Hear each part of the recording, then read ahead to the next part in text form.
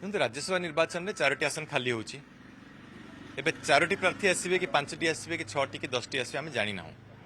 ସେ ସମୟ ପ୍ରାର୍ଥୀ ଯେତେବେଳେ ଆସିବେ କେଉଁ ଦଳ କାହାକୁ ସମର୍ଥନ ଦେଉ ସେ କଥା ବି ଆମେ ଜାଣିନାହୁଁ। ଆପଣ ଗତ 2019 ବିଷୟରେ ଦେଖିଲେ ଦଳ ଦଳ ଭିତରେ ସମର୍ଥନ ହୋଇଯାଇଥିଲା। ତ ବର୍ତ୍ତମାନ ରାଜ୍ୟସଭା ନିର୍ବାଚନକୁ ନେଇକି ମୁଁ ବିଲକୁଲ ବି ଚିନ୍ତିତ ନୁହେଁ। ମୁଁ ଏତିକି ରାଜ୍ୟବାସୀଙ୍କୁ କହିବାକୁ ଚାହିଁବି, ଆଗ ପ୍ରାର୍ଥୀ ଦିଅନ୍ତୁ। ଯଦି 4ଟି ଖାଲି ହେଉଛି ଆସନ, 4ଟି ପ୍ରାର୍ଥୀ ହେଲେ ତାହେଲେ ସେ ଭୋଟିଂର କିଛି ମହତ୍ତ୍ୱ ରହିବନି। 4 ଜଣ ତ ଇଲେକ୍ଟ ହେଇକି ଯିବେ। ଆମେ ଆଗ ଦେଖିବା ଯେ କେଉଁ ଦଳ କେଉଁ ପ୍ରାର୍ଥୀ ଦେଉଛି, କିଏ ପ୍ରାର୍ଥୀ ହେଉଛନ୍ତି ସେ ବିଷୟରେ খুব ଆମେ ଏତେ ତରତର ହେବାଟା ଠିକ୍ ହେବ ନାହିଁ ମୁଁ ମନେ କରୁଛି। ପୌର ନିର୍ବାଚନ ସହିତ ତ ମୋର କୌଣସି ସମ୍ପର୍କ ନାହିଁ। ପଞ୍ଚାୟତ ନିର୍ବାଚନ ମୋର ନିର୍ବାଚନ ମଣ୍ଡଳୀରେ ଆହୁରି ବର୍ଷେ ଅଛି। ଆପଣ ବହୁତ ସମୟ ଅଛି, ସେ ବିଷୟରେ ଭାବିବାଟା ଭୁଲ ହେବ ମତେ ଲାଗୁଛି।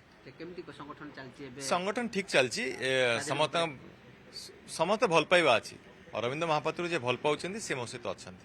ପାଟକୁରାବାସୀ ଅଛନ୍ତି, ମୁରବୀମାନେ ଅଛନ୍ତି, ଜନପ୍ରତିନିଧି ଯେଉଁମାନେ ଲଢ଼ିଥିଲେ ନିର୍ବାଚନ ମଣ୍ଡଳୀ ଭିତରେ ସେମାନେ ମଧ୍ୟ ଅଛନ୍ତି। ସେଥିରେ କିଛି ଇଏ ନାହିଁ।